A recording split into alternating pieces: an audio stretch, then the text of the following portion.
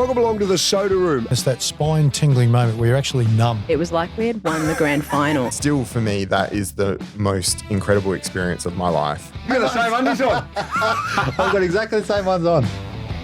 On today's show, Orazio Fantasia, one of the most exciting and electric small forwards we saw in the AFL. Across 12 seasons, he only managed 120 games, but he played some fantastic football. But he got challenged by a lot of injuries. But every single time that Orazio was hit and struck down, his resilience shone through and he fought hard to get back and play some brilliant football at Essendon, at Port Adelaide and also the Carlton Footy Club. He played at a premiership at Norwood only a couple of weeks after he turned 18 and actually played senior football locally for Norwood Paynham Union as a Year 10 student, when Norwood great Gary McIntosh said it was about time you came out and played with the big boys. Raz is open, he's honest, he's vulnerable, and he's a great dad now to little Sophia and a husband to Michaela. And now that his AFL career has wrapped up, Raz has signed to play local footy with Adelaide University, and he is no doubt going to run around and kick plenty of goals for the Blacks. I know you're going to love this chat. Orazio Fantasia, mate, great to see you. You too, Soda. Thanks for having me, mate. Let's just get this sorted to start with too, because there's so much people have said about the name. it actually is Fantasia, isn't it? Yeah, well, it depends where we are, I guess, yeah. Well, we're here in the middle of Adelaide. Yeah. What would you like to be? No, we'll go with Fantasia. We'll just keep it simple. Fantasia is your traditional Italian pronunciation? In Italy, if we're in Italy, it would be Orazio Fantasia, which is a little bit, cringy when you say it, but that's, But that's your name. It is. Whether you're in Italy or you're Australia. Orazio Fantasia. Yeah. You're right. I think as a kid, I was probably not ashamed of it, almost like embarrassed a little bit, because it was like, a very unique name. I was named after my grandfather, which is very special to me, but everyone either couldn't pronounce it correctly or would, hang crap on me for having, a different name. So I was almost like, didn't almost want to run it for a little bit, like I was at school or whatever, or playing footy, like, what, Orazio, like, fantastic, like it was just different.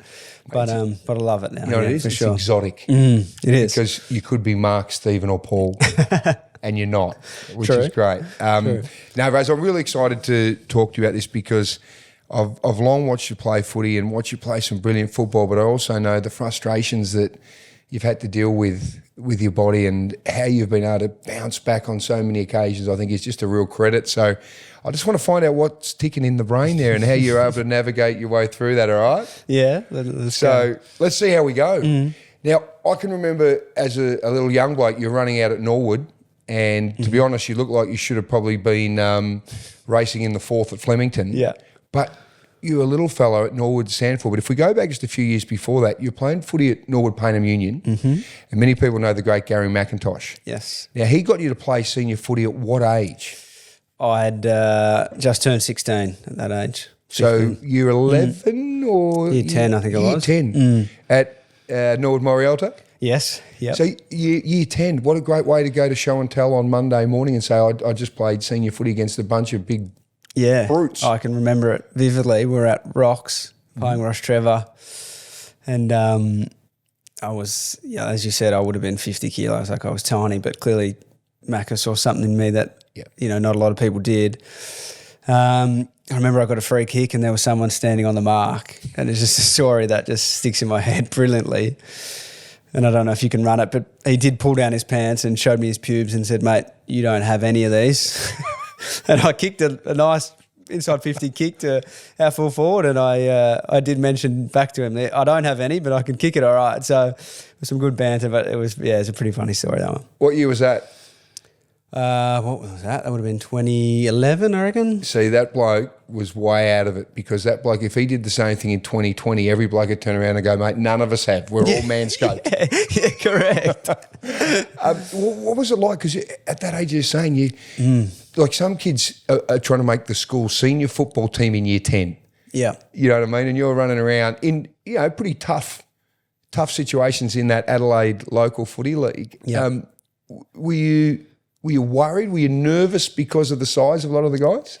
I think, that's just probably a normal emotion. I was lucky. I played 2 B grade games before that. So I had a little bit of a taste 2 weeks prior. Well, none of those blokes could keep up with you. No, so I was, I had a little bit of confidence going in. And then, I think Gary I'm very lucky because he was also the one that got me out to Norwood and really started my football career. So without him, I wouldn't have played footy where I did. What did Macca see? What did Macca tell you about yourself when you were so young to give someone at that age, regardless whether you're a little whippet like yourself or you're a big brute, if you're 16, you're 16. Yeah. So what did he talk to you about when he first brought you in? Because he's a football genius. Yeah, he is. And I think when we were going through it, I think he was a little bit like timid as well to put me in because I'd played those B grade games and I played pretty well. And he was like, shit, like, am I going to play this kid? Like, I'm not sure. Like, I literally was 50 kilos ringing wet. Like, so he was, it was a risk for him to put me out there for sure. But I think the biggest thing he probably saw in me that I didn't was actual, like, football. He believed in me before anyone else did, I think. I'd got knocked back from Norwood, like, 13s and 14s before that. So I was just playing out there with him, and I think, he really saw that. Hold on a second, this kid's got something that others don't, and I probably didn't see it. I was just playing footy, enjoying it, trying to play with my mates. And I think at that age, I was looking up to. We were pretty lucky. I had in that Paynham sort of juniors. I played with James Aish and like James Battersby, a lot of guys who went on to get drafted. I think we had 4 or 5 guys from our team actually get drafted, which is pretty incredible. So I was always looking up to those sort of guys, like trying to chase them, but I never thought I was probably good enough, and I think he always thought I was. So, without him, I probably He's a good judge. Yeah, not bad. And for those people, certainly South Australian people know it well, and I reckon a lot of the Victorians probably remember Macca. As a young guy, he was the goalkeeper, and you would have heard about this. You might have even seen the vision when he was the goalkeeper for Australia in the international rules, and he was 21 at the time. And he bashed the living crap out of Ireland and changed the game because as a keeper, he was just taken off up the field. And it was remarkable. But what was he like as a guy to help you through? Yeah. Oh, I think you knew where you stood with Macca and I. I remember playing a game as I would have been 15 because, again, I was lucky enough to play with his son. So I had Macca as a coach like the whole way through. And I played one game in the cold. It would have been under 15s or 14s maybe, and I wore a long sleeve under my jumper. Ooh. And the first half I played a stinker, like terrible. I don't know if I touched the footy and it came in at halftime and just absolutely ripped me to smithereens as a 15-year-old kid. So I think the best part is you just knew where you stood with him. Like, but he didn't do that he knew because he believes in you and he cared for you. So it wasn't just to do that just because that made him feel better. He actually has that deep, genuine care for all of his players, and he's still coaching now. He loves it, so he won't stop. He's done a great job with the women's program as well. Did the jumper come off after halftime? Straight away, it came off, and I think we came back and won that game. So beautiful. Yeah. No, he's an absolute ripper. So you get to Norwood after being knocked back as a young guy, and was it your 4th league game? You're playing a flag. Like Macca now, you're a premiership player at Norwood. Yeah. So I think you were just turned 18? Just turned 18, yeah. So you're old enough to have a beer and celebrate? Yes. So you're sort of 2 weeks or so after your 18th birthday? Yeah, exactly. Premiership player. Took the week off school, a few days off school. So by then you're year 12. Right, and you're a premiership player at SANFL, 1 step under AFL level. And it was the 4th game. Yep.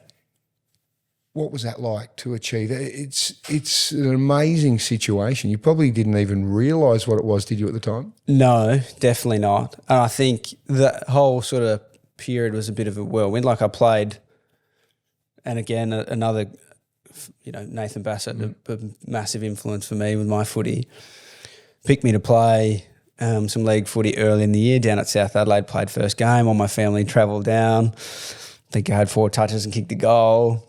It was pretty average, and he came in and he goes, "You'll never play a worse game than that," which was that was just Bass though. Like he was just, but again, he similar to Macca, just cared so much and put so much time and effort into me. And fast forward to the back end of the year, I played a bit more senior footy, played round 23 against Woodville and played okay. And then I got injured before the first final. So got tackled in captain's run and rolled my ankle. Missed all of the finals, and the week of the grand final, he sat me and a good friend of mine at the time down and said, I'm going to play Raz in the grand final. And my good friend Peter had played in the other finals before that, Peter Banton. Yep. And I started crying because I was happy, but I was also like distraught for a friend that he's going to now miss out. So it was out of you too. Yeah. And that's why he did. He had you both sitting there. Yeah. Gee, that's tough for Pete. Yeah, it was a tough time because I felt, one, I was super excited to play, but guilty, like I've just taken away a spot from a friend for a grand final. I think that empathy you felt for Pete, we're going to touch on that because I think that really probably held you in good stead all the way through, given what you're about to experience over the next 12 seasons with that. But to get that chance, Bass must have had an enormous amount of faith to bring a young fella in, fourth game, just turned 18. Did you go in feeling confident in a grand final? I was shitting my pants. That was, I remember vividly just being so nervous. Like throughout the whole game, I don't think my nerves ever settled. But I think having that experience helped me transition into playing senior footy later on. But yeah, I remember kicking him out in the full. I think I kicked 2 out in the full, 2 points. Like I was nowhere. I couldn't handle my emotions that day. What did you learn from that day, from that whole experience of coming in? Oh, I was just young, and I think I probably just thought, I played good footy before. Like it's just footy. Like I'll be okay. Just go out there and do what you normally do, but it's a different game. It was faster. It was more contested and bigger bodies, and there's more on the line. And I just think I probably, didn't handle that occasion well at all. And I think to be able to live through that early as a 18-year-old helped me then, as I sort of, got drafted at Essendon. Bass was there, work with the psych early about that sort of stuff because I spoke to him straight away, Jonah Oliver, when I went there, and I said, this is the past and this is what's happened. I couldn't really handle it. Like I think I need to get ahead of that. So, we had some good discussions, and I think that experience probably helped me in the long run for sure. Actually, that was the last grand final at Footy Park. It was, yeah. Isn't it? Yeah. Mm-hmm. So that would have essentially been the last probably real official game of football played at Footy Park. Yeah. Because AFL was wrapped up for the year. Yeah. So played in the flag in the last grand final. But that's something that you have forever. You would have had your 10-year reunion a couple of years back, wouldn't you? Yeah, we did. Yeah, flew in, which was pretty cool. We had it here at Norwood and watched the game and had a few beers and caught up with everyone. So pretty special. Still got a tattoo like that sort of thing. My daughter. You got the team tat? Whereabouts? Just on my hip. A few of us got it there. Right. It's a bit of a stinker, but it's a bit thick. I'm a bit too drunk, I think. What were the celebrations like after that? Because again, you just been given the tick of approval to be able to have a drink. Yeah. Legally. Yeah, legally. Yeah, it was a special week. I think I was still at school, so to take a few days off there, and we had the West End Brewery, which was pretty special. It was an interesting time though because we're going through sort of like the draft stuff. So James Ash and Trent Dumont were in that team as well. So we were in Melbourne the sort of week prior, not testing at the combine, but that was when the combine was a week before the SANFL grand final. So we got out of testing, which was pretty nice. Well, you had a big test anyway. You're playing in the senior grand final. Just with that, so you went to pick 55. What sort of interest was there around you leading into it? Were you confident you were going to get a gig? I wouldn't say confident. I'd spoken to a fair few teams and they'd, done all the normal procedures, come over and met my parents and all that sort of jazz. But I think the most interested was probably the Crows. I think I spoke to them a few times, and a lot of maybe there was Brisbane as well. And they sort of said if you're around that sort of 40-odd, 50-odd mark, like we'll we'll be looking at you there. But they all sort of passed and other players were available. So by that stage, we didn't have Foxtel as a family, so we went to the Alma to watch it as a family. And I think I went in the toilet and I came out and I was sort of down on my phone, not really looking. And then my family got pretty excited and it happened to be Essendon at 55. And the other reason why I think I got drafted to Essendon was because Bass had just signed as a coach. Yep. And he was the one that, again, believed in me probably more than I did and said to these guys, yep, he's 59 kilos, he's skinny, but trust me, when you get him here, he'll show you what he can do. Yep. Well, he was spot on. When you got to Essendon at a really difficult time, I suppose, wasn't it? Because obviously many people are aware that the supplement saga was, 2011, 2012. You come in, and I think they'd self-reported around 2013. So you get to the club at the end of that year. Yep. What did you see? What was going on at that point? Were you aware that, I mean, obviously you knew publicly what was going on, but internally, what was it like?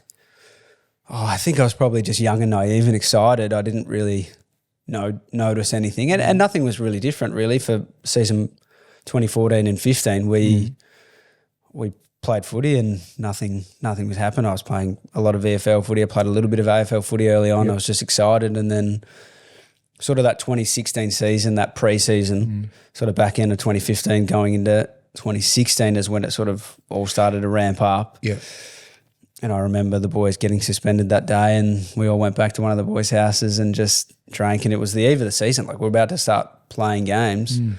And then everything just changed, really. Did it feel like something was going to happen? Was there a concern amongst the players? I probably wasn't privy to all the conversations those boys were having, just being so young, but I think a lot of the information that was getting fed was like, it's okay, boys, like, we'll just go through this process. It'll be fine. Yep. It'll be fine, until it wasn't. And then it was like, okay, now all of our team is gone. It was Brendan Goddard, David Zaharakis, Joey Danaher, Zach Merritt, and myself, who were almost, we were 20, 21. David and Brendan were a bit older, became almost like leaders of the club. There's no precedent to that happening. There's no guidelines on how you deal with it. How did the club deal with it? What was it like? Because you said you're thrust into that sort of leadership role, and I think the first couple of years you'd played 8 games across your first 2 seasons and shown some nice patches and probably finding your way there. Then suddenly, like you said, bang, you're thrust in there at 2016, playing a significant role in the club. And you had a great year. Yeah. But what was it like? It was difficult because we had obviously a lot of they were called top-up players, but they weren't really, like, there were some very good players, Paul Chapman, James Kelly, like some unbelievable players to learn from. So I think for me, and I could never compare myself to Zach or Joe in any way. They were far better footballers than I was, but to be able to play with sort of James Kelly and Paul Chapman and learn from Matthew Stokes was small forward.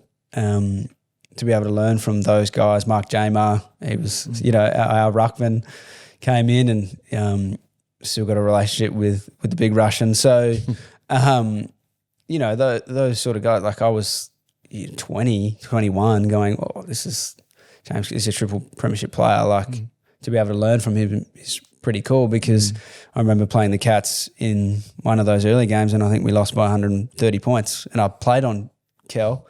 I think I had 2 touches. So, it was like 2 ends of the spectrum. Now I get to learn from this guy. So it was a great opportunity. The year was pretty, we won 3 games. We shouldn't have.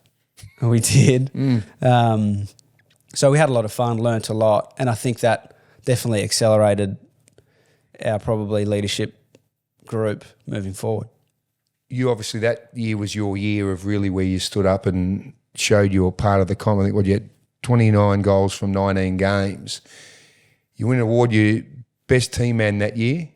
I think the next year, you played 20 games year after 13, and each of those years you're acknowledged for your leadership, what you do. I think you're most improved the next year, and best clubman. Did that feel like, as you were finding your way then, becoming a real key part of that Essendon lineup, was that amongst the most enjoyable time you had with your footy? I think it was just probably one of the most authentic times. Like I was just being me, really, just having fun, playing footy. We had such a good group and we were building something special. The unfortunate part is when we were building something special, there was a coach change or something happened, and the instability of the club was probably the one thing that hurt us the most. We had 5 senior coaches in 7 years that I was there. So that instability is just probably the one thing that let us down. Did the club recover well? Did it take a long time to get through all that? It's still taken a while. Like that stuff takes time. And I think you just like the year that there's so many good people left the club, and that's probably the hardest part. I think because we were building something special. I thought John Worsfold was the coach at the time, and me and Woosh had such a great relationship. But I remember when I was asking him for a trade, we just sat down and had a coffee, and I was pretty well in tears, just going, I just need a fresh start. Like I just can't keep doing it. Like I need to go home. Yeah, I don't think he definitely didn't begrudge me at all at that time. He just said, that's fine, mate. Like we'll work it out. I understand that. And then I think he left as well. So not by his choice, but yeah, things were heading in that direction. Some of those great moments at Essendon, I think we really started to watch you as a small forward. I think, I can remember 2017, there's bags of 5 and 4 against Collingwood, and you had some really good games, and I think people were really noticing the way you played. How did you go into games against some of them? Because I'm sure some were trying to rough you up. Yeah. I think one, I just enjoyed, like I was just competitive. So I loved, playing against Braden Maynard, who's one of the better defenders in the competition. So hard to play against, but I just love playing against him. Nick Smith from Sydney, Brad Shepherd from West Coast, like some elite defenders. And I just love playing against them because it's the ultimate competition and you actually get to see where you are and where you're at. I think for me, my mindset was, yes, I'm not the biggest, I'm not the strongest, but over time I'll wear you down. I'll run to better spots. My brain will help me overcome my lack of size. And I think that was a lot of those games I might not have hit the scoreboard early or had a lot of stuff early, but I knew over time I'd wear my opponent down and play some okay footy at times. Really okay footy. Was there a moment, Raz, when you went, I belong? There was some patches there of my career where I thought, I'm actually, going okay. And then either something would happen or I would get injured, and then I would always be not questioning my own ability, but felt like I always had to go out and play well again just to remind other people that, oh, hold on, like you can still play. And I think that was probably mentally fatiguing a bit. And it's no one else's fault other than my own, trying to prove other people, right or wrong, if that makes sense. That outside noise. Yeah. Because clearly you're in the biggest sport in the country. Like there's no relief from it, no matter where you go. And when you're playing well, you're a hero. And if things haven't gone well or you're battling through injury, people will just start pointing the finger. Was it hard to not get caught up at times? Yeah, for sure. I think everyone says that they don't hear it or you don't see it I still think the best probably still hear it and see it, but are just able to deal with it better than most. And I think that was probably the hardest thing for me to deal with, and that's probably played a significant part in a lot of injuries, I think, was a lot of my own mental overthinking, bringing on a lot of, stress and cortisol myself, thinking I had to do more or prove people wrong when I just probably should have been playing and enjoying the sport I loved. Tell me about what it's like when, you're in that flow state or you're in that state when you're running out there, playing at the highest level you can play in your sport, you're kicking goals, you're crumbing beautifully, you know where to go. Yeah. What's that actually like? Euphoric is the only word. Like it's incredible. On the MCG, kicking goals and hearing that crowd, like you feel there's that feeling that it'd be pretty hard to replicate, I would have thought. pretty special when you look. I haven't really thought about it, so to be completely honest. Even a lot of the stuff like footy, like the stuff we're talking about, I've probably never really spoken too much about to anyone, not my wife or my parents, no one really. For a young fella that probably wanted to play AFL footy, played in a SANFL flag, Yeah. I imagine it must be important at some point to just stop and reflect and go, geez, I had some good times. I'm sure there would be a time where I will think about, oh, wow, it was pretty cool to actually play for 12 years and I did achieve what I set out to do, which was to get there. When you get there, I think you realise, I don't know, footy, and don't get me wrong, I would never change one part of what I was able to do, but AFL felt different to just when you play at SANFL or, when you're playing at Payneham and just everyone's that camaraderie and you're playing with your mates. Like, formed so many great relationships playing AFL football, but it is a big business. And I was probably so naive I didn't realise that. And you could feel pressure? You felt the business side of it? Oh, I think everyone does, and I think the best clubs are the ones that handle that, and just it doesn't affect them. The biggest and the best clubs, the Collingwoods, the Geelongs, like Richmond at their they're just nothing, no noise. They were just so stable. Damien Hardwick everyone was hating him, and then all of a sudden he's the Messiah. But they just believed in him, and it worked, right? Bomber Thompson was like that at Geelong too at one point, wasn't he? Yeah. Before they turned that around. Yeah. Was there one game? I'm thinking Essendon before we get the other one. Yeah. Was there one game playing for the Bombers that stands out the most to you where you went, this is it? Oh, I think probably a game against Collingwood. One of those games they're pretty special. There was a nice game there against Brayden Maynard where we were just fighting all day and scrapping, and I think I did kick a few, and it was just it was How many did you kick?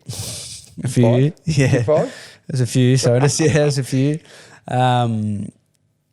But it was like these are the games you want to play, and that's the feeling you want to just try and replicate all the time. And I know it's easier said than done, but that's the sort of feeling that you're chasing. You get to 2020, and I think it was a calf by about round 7. You were done by then. Yes. Why did you need that freshen up? It was a desire to go home? Yeah, there was. And I think, again, the big desire to go home was probably due to the fact of how sort of unstable we were.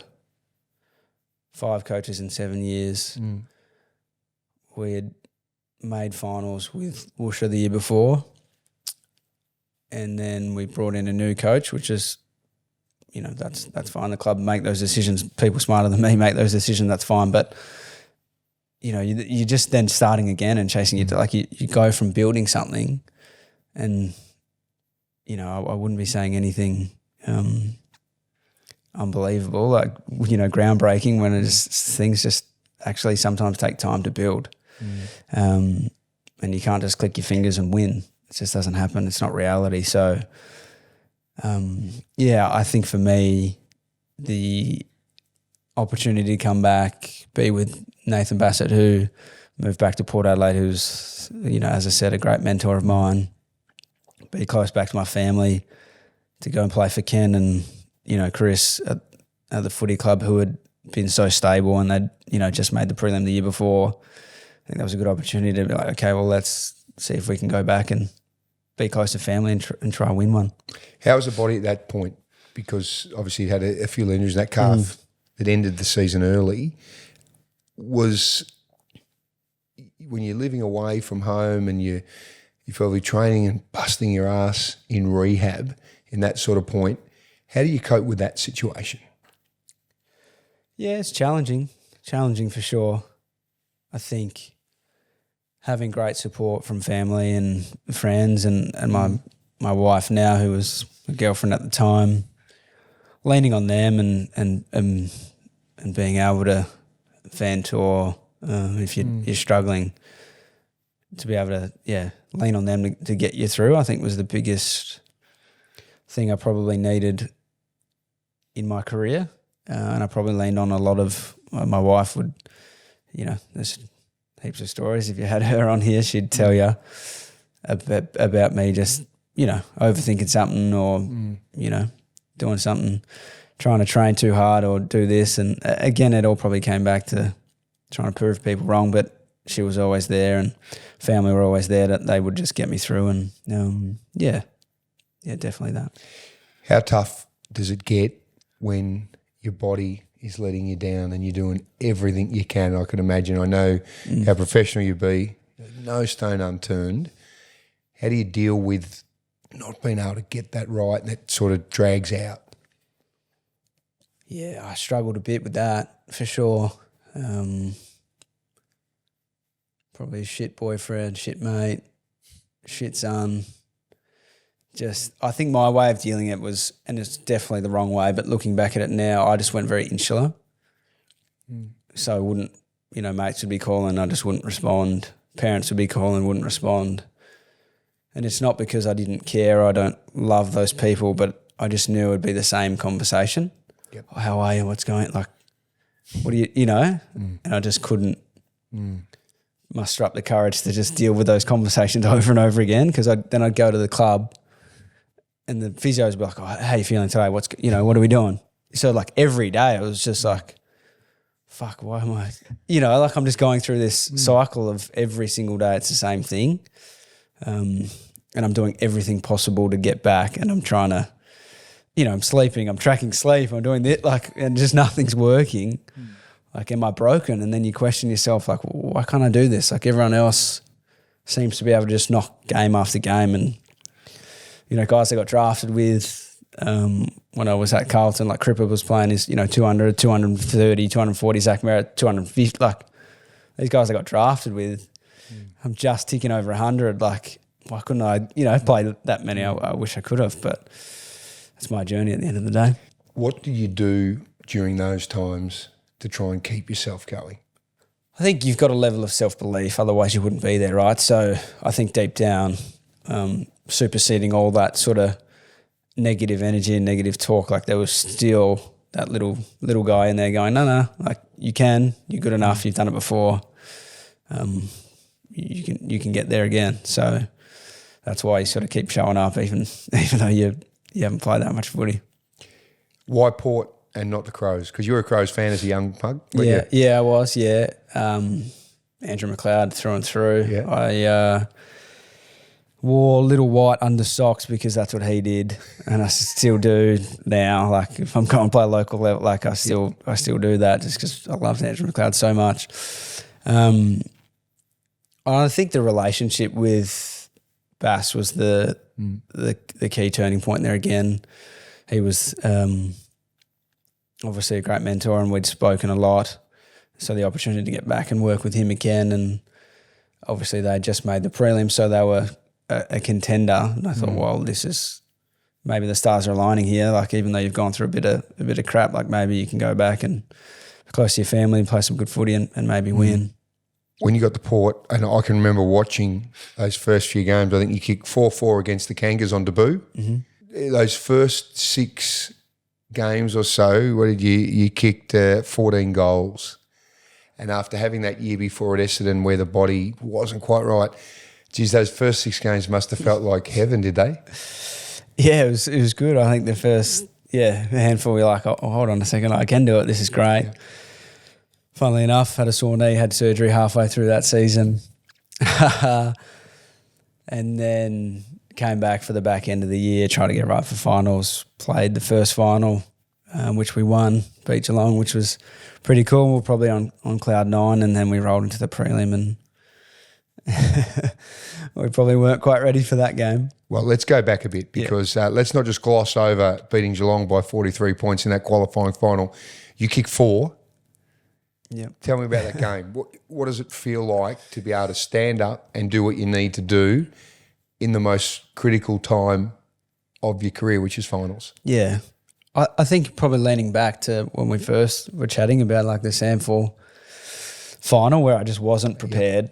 and I just didn't handle that moment. I think in my career, in some of those bigger games, because of that earlier moment in my life and the work I'd done with a psychologist and things like that, I was able to handle those bigger moments better.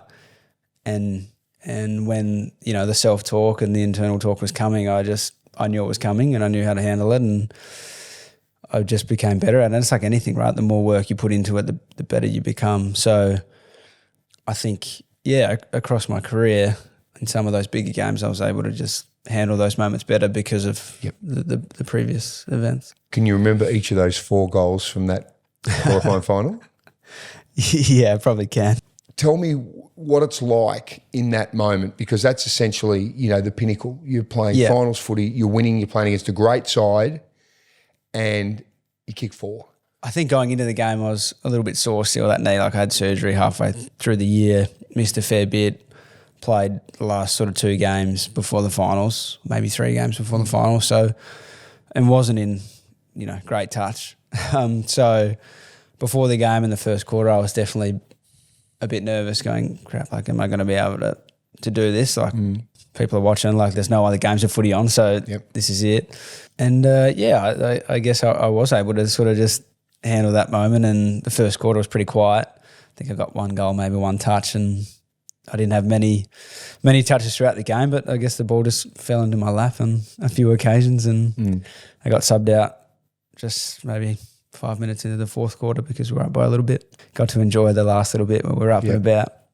It's a great situation because I think for anyone like yourself, for example, you can be part of a great team, you can do really good things, but you want to be able to contribute when it actually counts. Yeah.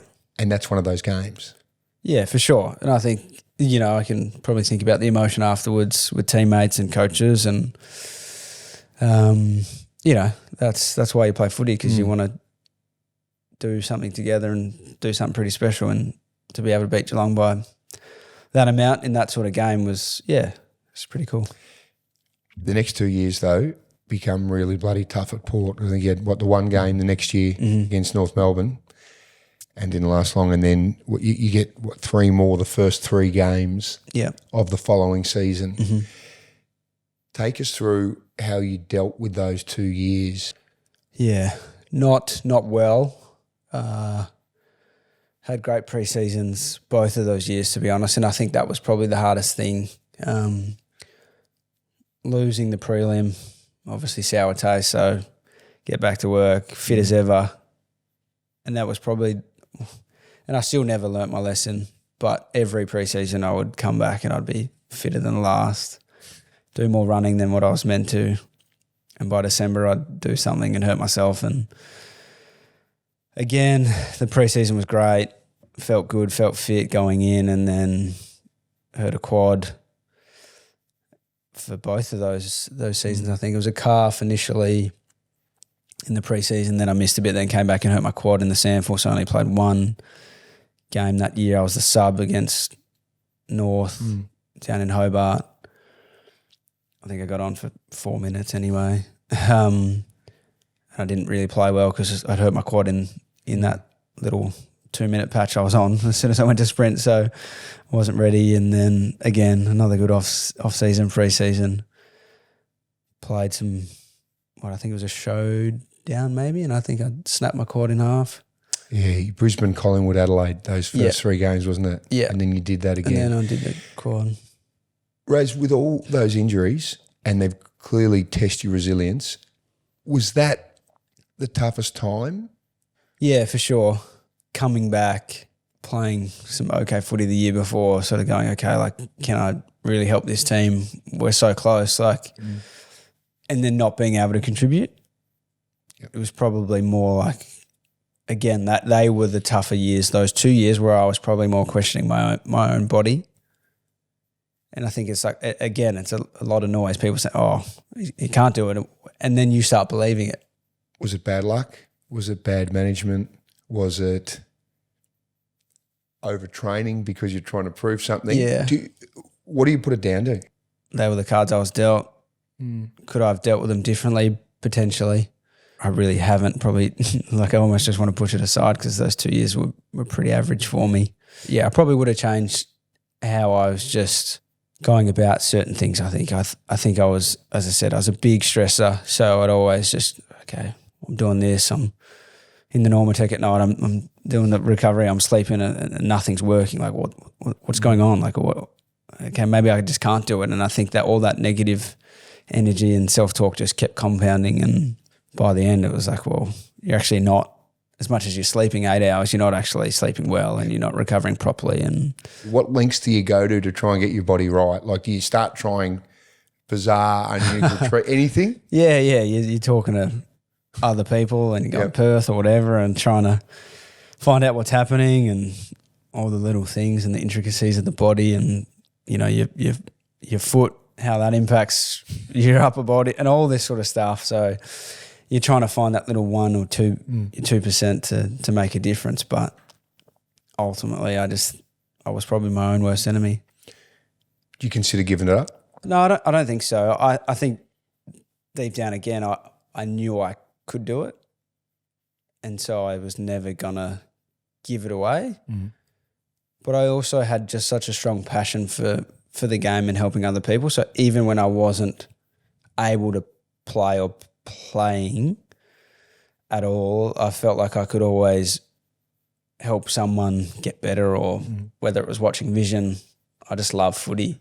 So for me it was, okay, well, I'll just watch vision with someone. And I was lucky, like I had a lot of, you know, at Essendon I had Job and I had David Zarakis and all this, even like Zach and Joe, guys my age, but just to look at them and how they went about, Brendan Goddard, how, like, you know, 300 game players.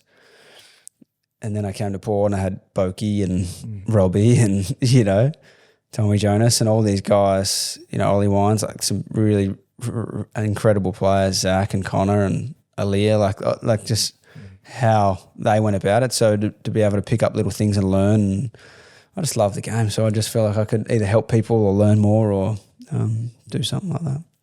Raz, one thing I'm aware of at Port Adelaide was obviously when they were doing a lot of the anonymous internal measurements about players, teammates and so forth, that you always rated really highly in terms of leadership, support, empathy, like we talked about a little early on. I think it was very clear to them that even if you weren't playing, particularly in those 2 years, your leadership was really important around the club. Were you aware that players saw you like that and within the club? Oh, I think, yeah, you get to look at some of those votes and the coaches would tell you that you've done okay or you're in the emerging leadership group or you're in the leadership group. It was just me. So I just care about other people and how they're feeling. And I guess I always just felt if someone's not optimal outside of footy or, you know, something's going on in their life or, you know, their mum's sick or just anything, they're not going to play better or they're not going to work better. So I just would always, you know, whether it was organising events or dinners or just trying to make sure that everyone was happy, I guess, and that would lead to playing better footy, and I probably just didn't do it enough for myself. Everyone around the club that, you know, I've spoken to about you said, Raz, just a brilliant teammate. He cares. You know, he loves his mates. He's supportive. He's empathetic. So I think that's an amazing quality to have, and I'm glad that, you know, you're well aware that's how everyone saw you. I think so. Just without sounding like an arrogant wanker, I think I wouldn't have lasted so long of playing so little if I didn't have something else that was adding value to the team. Yep. You just don't. You just wouldn't have them around if they weren't playing like you average 10 games for 12 seasons. Like it's not a lot of footy, but yeah, clearly I was adding some value somewhere else. So that's why I was probably lucky to stick around. And it's a massive credit to you to be able to do that while you're still dealing with all those other challenges. When time finished at Port after those 3 years, did you still feel confident? Like you're saying, there's always this optimism by the look of you that I've still got it, I can do it, I can get this right. Yeah, definitely. And I think I had a good chat to Ken and Chris at the end of that, and they did offer me a 1 year deal to stay in Adelaide, but I think I just needed to go again and be away from my family. I thought I did, anyway. And again, I think it was those 2 years that were tough, and it was dealing with same questions. And I was trying to be an arsehole, but, you know, your parents care, your friends care, everyone cares. But I just kept, Dad, what's going on? Oh, what's happened? You injured again? Like, I am. And I just needed to, I felt like I needed to not be surrounded by it. Yep. Probably the wrong thing, but at the time, that's just how I felt, right? So I just said to the guys, like, I appreciate it, but I don't think I can stay here. And there was some talk about Essendon again. There was GWS, I think, was in the mix, wasn't it? So how close did you go, and where did you almost go? Yeah, well, I did get on the plane and I went up to Sydney and met the coach there, Kingsley, that was great. I really loved our discussion there, and I was pretty well done, to be completely honest. And then Vossi called me, who was an assistant at Port previously, and we'd formed such a pretty good relationship there. And he just said, "What's going on? Like, what are you doing?" And I said, I think I need a fresh start. Like, I don't think I'm going to stick around anymore. And he said, "Well, can you come here for a chat?" Like, so I got on a plane and went over there to Melbourne. And obviously I was familiar with Melbourne, still had a place there. So for me and my wife, it was probably just a simpler transition. That was literally the only difference. But at one point you thought you were going to be a Giant? Yeah. Yep.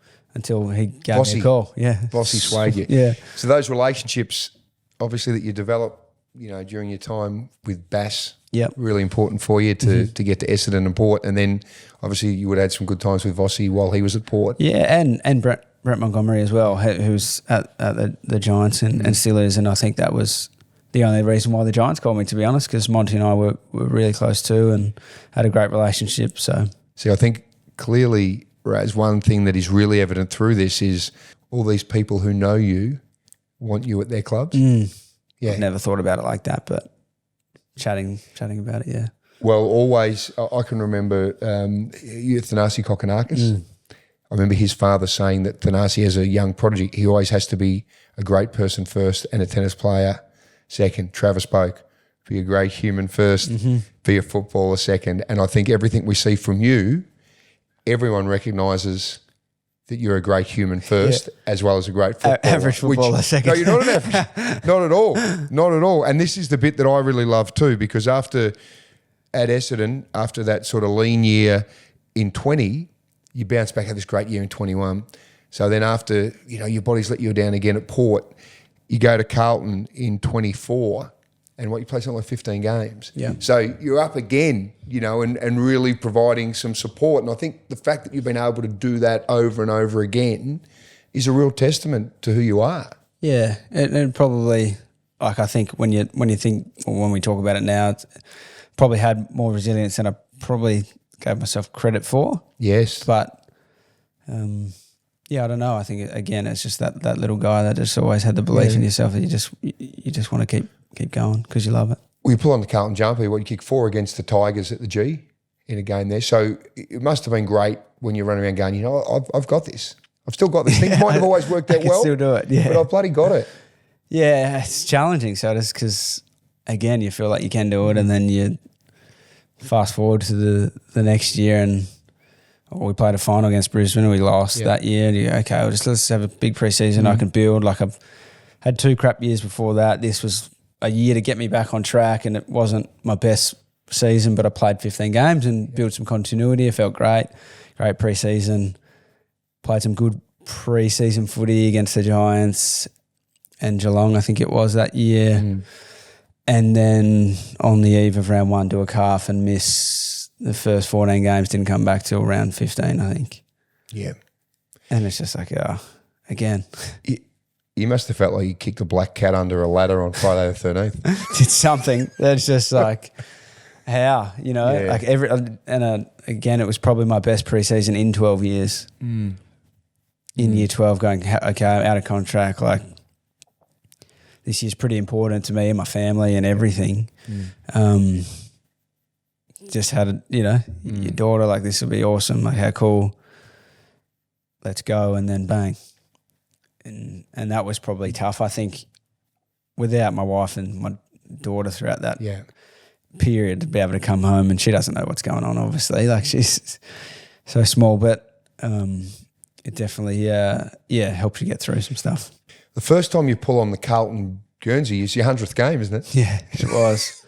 It must have felt pretty surreal because you got to 100, which you've got to be a bloody good player to get to 100 no matter how long it takes. Yeah, Was bizarre. it a bizarre 100th? Yeah, it was. It was weird because all my family in the room. It's like for your first game, but it's also your 100th game, Yeah. you know. And I think probably mentally for me, the biggest challenge was I'd played sort of 70 to 80 relatively quickly in sort of like five or so. Well, maybe it's not relatively quickly, but for me it felt quick because my first few years I was still, you know, 60 kilos. I was a kid. Yeah. So you feel like, okay, and then all of a sudden you don't play a lot of footy at all for a while. So and I imagine at that point you're thinking, oh, this is what happens for the next decade. yeah. I just keep playing. Body felt good. You just keep going, and then the script sort of flips. You talked about obviously Michaela and Sophia. So you became a dad, Jan 15 last year. Yep. Tell me the moment of what your life felt like the first time you saw Sophia. Oh, I can remember it because the doctor was saying, "What do you think it is? What do you think it is?" Because we didn't know. We didn't know, and I just felt like, you know, in society these days, you just get everything so instantly. And my wife was begging me to find out, like, we've got to find out. And I said, why? So we can paint the walls like pink or blue. Like, does it matter? Not really. So let's just hold off. And I thought we were having a boy for sure. I don't know, I just had a feeling. Yep. And yeah, doctor sort of pulled her out and said, what do you think it is? And I said, oh, I think it's a boy. And he's like, nah, guess again, it's a little girl. And we were probably lucky because we only had Sophia picked out. We had no other name. We couldn't agree on a boy's name. We were just arguing back and forth. So it was always meant to be Sophia, I think. I think for anyone, when you become a parent, no matter, everyone's done it just about. Yeah. But you can't, and you would have seen mates with kids and family members, but until it happens to you, did it just bang the impact? Yeah. Yeah, I think that initial reaction of now I've got to protect and provide and do everything I can for this little human being. The fear of not being able to provide for her was the thing that was probably getting to me the most. Not knowing where money was coming from, or, you know, could I not provide for my own daughter was probably a big challenge. How do you see life now as a dad and a husband? Oh, it's the best. I wish I did it earlier, to be honest. I just don't think there's a better title in the world than dad. You know, and I'm sure so many people with far better titles than me would say the same thing. You know, I love being able to wake up in the morning and I've been lucky enough to do that before I've actually gone to a normal job. You know, we go for a walk and feed the ducks, and she loves it. And to see the smile on her face, like, it just brings me so much joy. Michaela's seen a lot of the tough times for you.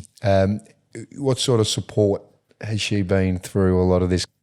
Yeah, she's a beautiful woman. I'm very lucky to have her. She was just always there no matter what, whether it was, you know, crying with me and felt those sort of bumps and rode those bumps with me, or it was to be like, no, you'll be fine today. Like, go get it. Like, you know, you're back playing. There'd always be a nice message to sort of just, if I was coming back to play, like, go back and show everyone what, you know, they haven't seen for a while. Anything like that. Just always just supporting and giving me that love. So yeah, I'm pretty lucky to have her.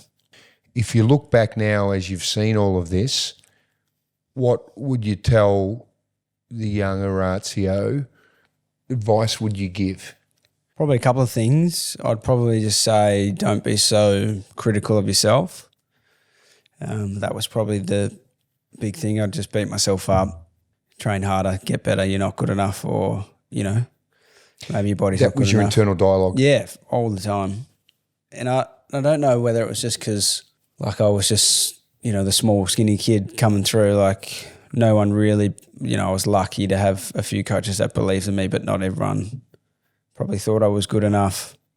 So maybe it was always like, no, you just got to keep proving these people wrong, rather than just playing for the beauty of the game and the joy that you actually get out of doing it. Don't go insular. like actually speak to people. And I know it's easy to say it now, and so many people, when they're going through tough times, they would probably do the same thing and just not speak to anyone or hold some stuff in and just be like, yeah, I'm going all right, but it's just bubbling under the surface, and eventually it's either going to pop or, you know. So I think probably just dealing with some professionals and actually speaking, because I felt like I'd got on top of a lot of stuff. So whether it was the mental aspect of my game, I'd got on top of, but probably not the mental side of my life, you know, and how that impacted everything. I don't know if that makes sense. No, it does. It does, certainly. How do you reckon your teammates would describe you? As a person, I think, you know, a very caring, empathetic person, and would always put the team first no matter what. So I think that was probably, looking back on my career, that was probably a feather in the cap, that I didn't really care about individual accolades or, you know, it's always nice to kick a goal, but I would much prefer to win a game of footy because you're doing something together, and that's more meaningful than going out kicking 5 and losing. So the team for me was always probably the biggest thing. And then, yeah, I don't know. I'd like to say I moved okay when I was at my best, and could sort of, you know, get up and down the ground pretty well. And I think I'd like to outwork my opponents. So that was probably a strength of mine. Well, without doubt, mate. You did that many, many times. What are you most proud of? I think probably making my family proud, to be honest. So does, I think, you know, we touched on the name thing a little bit earlier, and sort of being a little bit embarrassed of it when I was young, just probably because I was just young and immature, and I just didn't realise that it actually had so much meaning, and it means a lot to our family, and it means a lot to me and my dad, and it's special. So, you know, my dad lost his dad, so my nonna passed away before I was born, and then that's how I was named after him. So to sort of put his name on the map, and I think my family would be really proud of that. So, yeah, probably that. That's something real worthy to be proud of, mate. Yeah. Absolutely. I love hearing your story because there is so much adversity in it, but you've been able to be so positive. And, mate, you're 30 years of age. There's so much ahead. Yeah. And, you know, there's Sophia and there's Michaela, and there's going to be so many other opportunities as well. And now you've decided you're still going to run around. Yeah. So you had the opportunity probably to look at, am I going to go back to Norwood where my premiership player as a SANFL player? Yeah. But you've made a different call. I have. Tell us why. What's been going through your mind over the past couple of months? There's been a lot, so to be honest, and I think went back to Norwood, was training a bit with Norwood, trained a little bit with Paynham as well with Macca, and the overarching thought was, how do I support my family and my daughter the best? And ultimately that's how I made my decision. Some really good people helped me throughout the whole way, but, you know, there was opportunities to stay in Melbourne, which were really cool, but I just think it wasn't the right time for our family, and from that perspective, I just wanted to make sure that, you know, my wife has supported me throughout all of my stuff and my journey for so long, and just because, you know, there's an opportunity for me to, uproot them again and take them away from the family and from them being settled. So footy, luckily for me, was able to open some doors, and I was able to meet some really, really great people. And through a good friend of ours, Hutchie, you know, he sort of gave me a bit of a pump up from that perspective of, again, just being a good, empathetic, caring guy that would be good for any sort of organisation and a team. So, you know, the Adelaide Uni here, I met with those guys and we just gelled straight away. And we're in Div 3 at the moment, but, you know, we want to build something special. And I think, you know, my two passions were obviously playing footy and sport, but also construction industry. My dad was a builder, so they were able to help with both of those things, and to be able to do that and be at a club with, again, good people and do that, for me, the footy side's a fun part. It's a bonus. How are you going to go out in the field, do you reckon? I'm sure I'll cop a bit of lip. I know we're playing Seton Ramblers, so I'll get to line up on Brodie Smith at some stage. Yep. Out in Div 3, so it's a little bit different from sort of Adelaide Oval, where I'd have to run around and try chase him and stop him from getting the ball. But hopefully we can just both go our separate ways, and I can kick a few and he can have 35. You mentioned as you got deeper into your AFL career, it started to become a business. You're not running around the park. You're about to do that. Yeah, I've been to training 3 times and I've just loved every bit of it. Like purely just because of the fact that you're just there for the enjoyment. There's nothing else attached to it, other than just having fun and meeting new people and trying to help, as well. And I think that's, passing on knowledge has also been fun, teaching some guys, well, if we do this or do that, like it'll actually help us. And, that a few of them go, oh, okay, that's actually awesome. Like that'll be great for us. It's just a simple little thing, but to be able to help others brings me satisfaction too. How's training going? It's good. We had some running and I wasn't expecting it. They've got a strength and conditioning coach and making us do sort of like, some 2-minute runs and all that sort of stuff. So the lungs are blowing, but it is really good. Well, Raz, I'm really looking forward to watching you play for the Blacks because they are Adelaide Uni here in Adelaide is a really big club, and it's like a bit of a movement, isn't it? And there's so much tradition and history, and I think their activities outside the football field are as probably famous as some of their work on the field, isn't it? So you're going to be part of a whole new culture there. Yeah, and I think that was probably one of the most enticing parts of it, and having the conversations with a lot of people there, Soda. So I think their ambition to get back to Div 1 and a club that's won the most Div 1 premierships ever. So to be able to try and change the culture and get back and try to build something special was something I wanted to be a part of. Now, you still got a law degree to finish, haven't you? I do, mate. I do. I'm chipping away at that.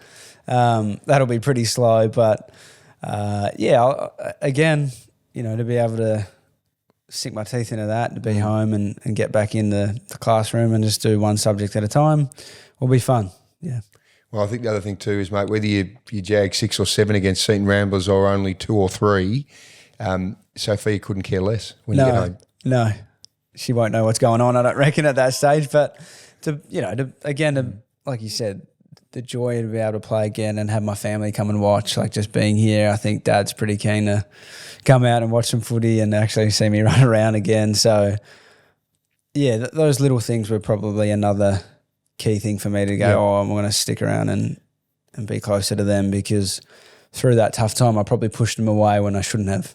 Well, Raz, there's a lot of empathy there. I can see that, and I reckon that Adelaide Uni will be very lucky to have someone of your calibre as not just a footballer, but as a person helping lead their young guys. And, mate, the other thing is that your granddad will be up there watching you with his name run around there. So, mate, you've done everyone proud. You played 120 games across 12 seasons. It's still an unbelievably fantastic effort, mate. You should be very, very proud. Thank you, sir. Thanks for having me. And even if those numbers do sort of underwhelm most, but no, I appreciate it, mate. Thank you. They don't underwhelm at all, mate. You should be very, very proud of what you've achieved and what you continue to achieve, mate. And I really appreciate how open and honest and vulnerable you've been, because I think people can really get a great understanding of who you are and how important you've been to all 3 football clubs you've been there, mate, because you've left your mark, there's no doubt. Yeah.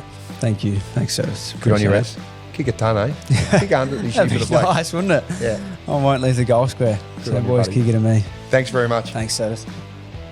Well, thanks so much for listening. And if you love what you've heard, you can subscribe to the Soda Room podcast. You can write a review if you like and share the show with your friends. Just before we go, a big thank you to our friends at Wavell Hyundai, a family-owned dealership with a friendly, experienced team who genuinely care about their customers. Wavell Hyundai has got the best range you've ever seen. So if you're looking for a family car, Hyundai's range has got you covered. Everyday options to getting around town to big, spacious SUVs like Drive's Car of the Year, the Santa Fe. Comfort, safety and space for the whole family. Go and visit the team at Wavell Hyundai. You can find them just opposite the Adelaide Showgrounds on Goodwood Road. Wavell Hyundai, driven by Australian Motors.